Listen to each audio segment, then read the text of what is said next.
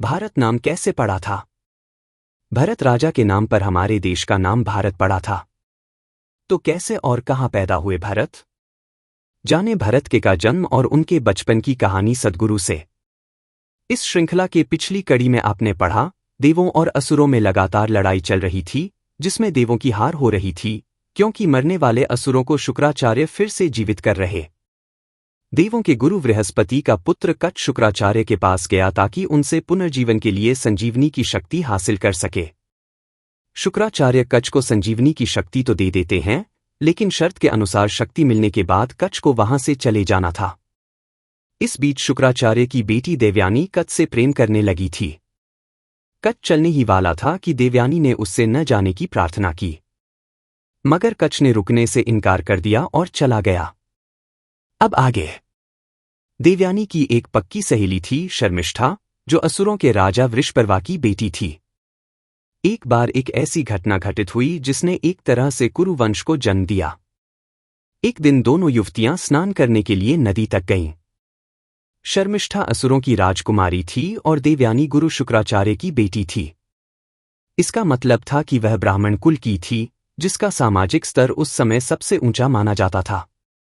इसलिए जब दोनों युवतियां स्नान करने गईं, तो उन्होंने अपने कपड़े और आभूषण उतारकर अलग अलग रखे। वे नदी में क्रीड़ा कर रही थीं।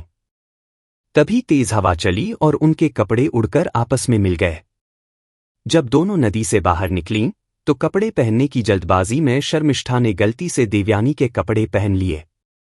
फिर थोड़े मजाक में और थोड़ी अपनी श्रेष्ठता जताने के लिए देवयानी ने कहा, अपने पिता के गुरु की बेटी के कपड़े तुमने कैसे पहन लिए? ऐसा करके तुम्हें कैसा लग रहा है? ये बताओ, ऐसा करना क्या सही है? शर्मिष्ठा को अपनी गलती का अंदाजा हो गया, मगर राजकुमारी होने के कारण उसे गुस्सा आ गया। वह बोली, तुम्हारे पिता भिखारी हैं। वह मेरे पिता के सामने सिर झुकाते हैं। तुम लोग मेरे पिता के दिए टुकड़ों पर पलते हो। तुम्हें अपनी जगह पता होनी चाहिए। और उसने देवयानी को एक गड्ढे में धक्का दे दिया। देवयानी गिर पड़ी। शर्मिष्ठा उसे वहीं छोड़कर चली गई। जब देवयानी घर लौटी, तो वह अपने पिता की गोद में सिर रखकर रोने लगी। वह प्रतिशोध लेना चाहती थी।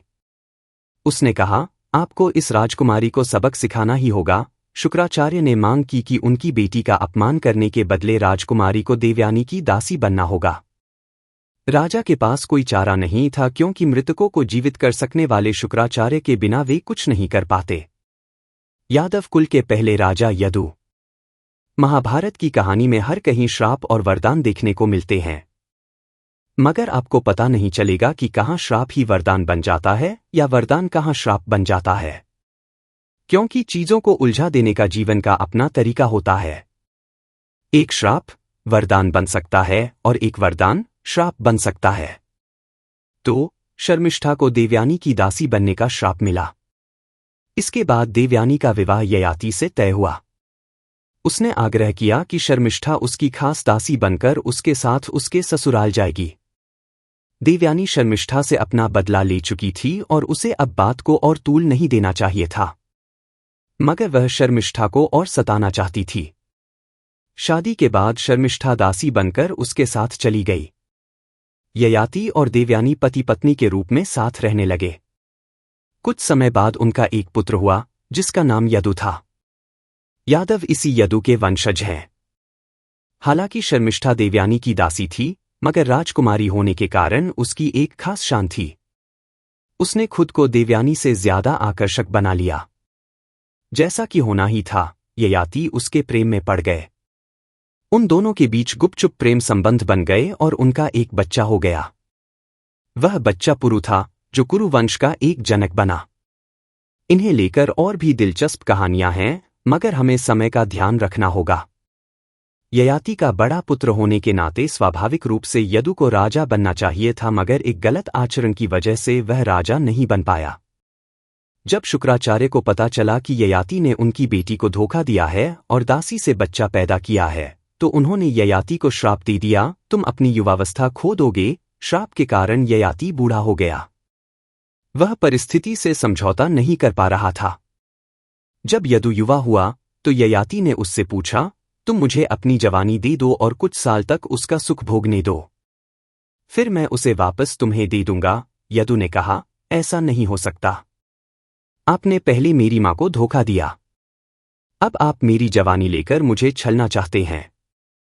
मैं ऐसा नहीं करूंगा। फिर ययाति ने यदु को श्राप दे दिया, तुम कभी राजा नहीं बनोगे।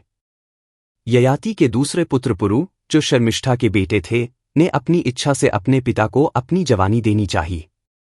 उसने कहा, आप युवावस्था का आनंद लीजिए, मेरे लिए वह कोई मायने नहीं रखता। ययाति फिर से युवा हो गए और कुछ समय तक एक युवक के रूप में रहे। जब उन्हें लगा कि अब उन्हें जवानी की जरूरत नहीं है, तो उन्होंने अपने बेटे पुरु को जवानी वापस कर दी और उसे राजा बना दिया। कुरु वंश के राजा विश्वामित्र।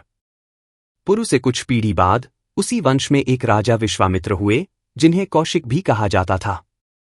ऋषिमुनियों की शक्ति को देखते हुए उन्हें किसी वजह से ऐसा लगा कि राजाओं की शक्ति उनके मुकाबले बहुत कम है, इसलिए वह राजा के रूप में जन्म लेने के बावजूद ऋषि बनना चाहते थे। उन्होंने वन जाकर घोर तपस्या शुरू कर दी। उनके घोर तप को देखते हुए इंद्र को लगा कि अगर विश्वामित्र ने अपनी मनचाही चीज पाली तो उनकी श्रेष्ठता खतरे में पड़ जाएगी। इसलिए उन्होंने अपनी एक अप्सरा मेनका को भेजा। मेनका का काम विश्वामित्र को मोहित करके उनका तप और उनकी साधना भंग करना था। वह इसमें सफल हुई और उसने विश्वामित्र की बेटी को जन्म दिया। कुछ समय बाद विश्वामित्र को लगा कि उन्होंने अपनी साधना से जो कुछ पाया था उसे वह अपना ध्यान भंग होने के कारण खो चुके हैं। वह कुपित होकर मां और बेटी दोनों को वहीं छोड़कर चले गए। मेनका एक अप्सरा थी, वह संसार में कुछ ही समय तक रह सकती थी। वह वापस जाना चाहती थी। वह बेटी को उसके पिता के पास नहीं छोड़ सकती थी क्योंकि उसका पिता उसे अपनाने के लिए तैयार नहीं था। इसलिए वह बच्ची को मालिनी नदी के किनारे छोड़कर चली गई। शकुंतला का आगमन। वहां कुछ शकुन पक्षियों ने इस नन्ही सी बच्ची को देखा और उन्होंने उसे दूसरे जीवों से बचाकर रखा। एक दिन कण्व ऋषि वहां से गुजरे तो उन्होंने इस विचित्र स्थिति को देखा, जहां एक नन्ही सी बच्ची पक्षियों की सुरक्षा में पल रही थी। वह बच्ची को उठाकर अपने आश्रम ले आए और उसका पालन पोषण किया। शकुन पक्षियों द्वारा बचाए जाने के कारण उन्होंने उस बच्ची का नाम शकुंतला रखा। वह बड़ी होकर एक खूबसूरत युवती बनी। एक दिन राजा दुष्यंत एक अभियान पर निकले। लड़ाई से वापस आते समय उन्होंने देखा कि उनके सैनिकों को भूख लगी है। उन्होंने जंगल में जाकर ढेर सारे जानवरों का शिकार किया ताकि उनके सैनिकों का पेट भर सके। जब उन्होंने एक विशाल नर हिरण पर तीर चलाया तो तीर जाकर लगा मगर फिर भी हिरण भाग गया। दुष्यंत ने उसका पीछा किया तो देखा कि वह शकुंतला की गोद में था। वह शकुंतला का पालतू हिरण था और वह बहुत प्यार से उसकी मरहमपट्टी कर रही थी। यह देखकर दुष्यंत शकुंतला के प्रेम में पड़ गए। वह कुछ समय तक वहीं रहे और कण्व ऋषि की अनुमति से उन्होंने शकुंतला से विवाह कर लिया। अब दुष्यंत के वापस जाने का समय आ गया था। उनकी पूरी सेना जंगल के बाहर उनका इंतजार कर रही थी। उन्होंने शकुंतला से कहा कि वह अपने राज्य की व्यवस्था देखकर उसके पास वापस आ जाएंगे। उन्होंने अपनी यादगार निशानी के रूप में और विवाह के चिन्ह के रूप में अपनी शाही अंगूठी निकालकर शकुंतला को पहना दी। स्वाभाविक रूप से वह शकुंतला की उंगली में ठीक से नहीं आई। इसके बाद दुष्यंत मैं वापस आऊंगा कहते हुए चला गए। शकुंतला लगातार सपने में खोई रहने लगी। यह वन कन्या अचानक से एक रानी बन गई थी। एक दिन दुर्वासा ऋषि कण्व के आश्रम आए। वह बहुत क्रोधी पुरुष थे। उन्होंने शकुंतला को बुलाया मगर शकुंतला ने सुना नहीं।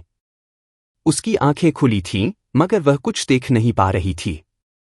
दुर्वासा ने इसे अपना अपमान समझा और बोले, अभी तुम जिसके ख्यालों में खोई हो वह तुम्हें सदा के लिए भूल जाए। अचानक शकुंतला को होश आया और वह रोने लगी, ऐसा नहीं हो सकता। आपने ऐसा क्यों किया?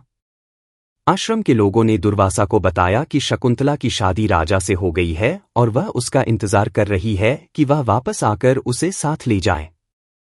वह दिवास्वप्न में खोई थी, इसलिए उसे माफ कर दीजिए। तब तक वे दुर्वासा की खातिरदारी कर चुके थे, जिससे उनका क्रोध उतर चुका था। वह बोले, ठीक है, मैं इसे सुधारने की कोशिश करता हूं। हाँ, वह तुम्हें भूल गया है मगर जैसे ही तुम उसे कोई ऐसी चीज दिखाओगी जो उसे तुम्हारी याद दिलाएं तो उसे याद आ जाएगा। शकुंतला राजा का इंतजार करती रही मगर दुष्यंत नहीं आया। उसका एक बेटा हुआ जिसका नाम भरत रखा गया। उसी के नाम पर हमारे देश का नाम भारत पड़ा क्योंकि इस सम्राट में बहुत सारे गुण थे। वह एक आदर्श इंसान था। सम्राट भरत का बचपन। भरत जंगल में ही बड़ा हुआ। एक दिन कण्व ऋषि ने शकुंतला से कहा, तुम्हें जाकर राजा दुष्यंत को याद दिलाना चाहिए कि तुम उसकी पत्नी हो और तुम्हारा एक बेटा है। यह अच्छी बात नहीं है कि एक राजा का पुत्र अपने पिता के बिना बड़ा हो रहा है। शकुंतला अपने बेटे को लेकर महल के लिए चल पड़ी। उन्हें एक नदी पार करनी थी। वह अब भी प्रेम में खोई हुई थी। जब वे नाव से नदी पार कर रहे थे तो उसने पानी को छूने के लिए अपना हाथ निकाला और वह अंगूठी, जो उंगली से बड़ी थी, नदी में गिर गई। उसे इस बात का पता भी नहीं चला। उसे राजाओं और महलों के तौर तरीके पता नहीं थे। जब राजा के दरबार में दुष्यंत ने पूछा, तुम कौन हो, तो वह बोली, आपको याद नहीं है? मैं आपकी पत्नी शकुंतला हूं। यह आपका बेटा है। दुष्यंत गुस्से में आकर बोले, तुम्हारी ऐसा कहने की हिम्मत भी कैसे हुई? उसे महल से बाहर निकाल दिया गया। वह समझ नहीं पा रही थी कि क्या हुआ। वह मुझसे इतना प्रेम करते थे और अब मुझे पूरी तरह भूल चुके हैं। वह निराश होकर वापस चली गई। पहली बार उसका समाज से पाला पड़ा था और यह नतीजा निकला था। वह आश्रम के पीछे और भी घने जंगल में चली गई और अपने बेटे के साथ वीराने में रहने लगी। भरत जंगली जानवरों के साथ बड़ा हुआ। वह बहुत बहादुर और शक्तिशाली था। वह उस धरती का एक हिस्सा था जिस पर वह रहता था। एक दिन दुष्यंत इस जंगल में शिकार खेलने आए। उन्होंने एक छोटे बच्चे को बड़े शेरों के साथ खेलते, हाथियों पर चढ़ते देखा। उन्होंने बच्चे को देखकर पूछा, तुम कौन हो? क्या तुम किसी तरह के महामानव हो? क्या तुम देवता हो? क्या तुम कहीं और से आए हो? बच्चा बोला, नहीं, मैं भरत हूं, दुष्यंत का पुत्र। राजा बोला, मैं ही दुष्यंत हूं। फिर मैं भला तुम्हें कैसे नहीं जानता? फिर कण्व ऋषि आए और उन्हें पूरी कहानी बताई। आखिरकार दुष्यंत को सब कुछ याद आ गया और वह शकुंतला तथा भरत को लेकर महल लौट गए।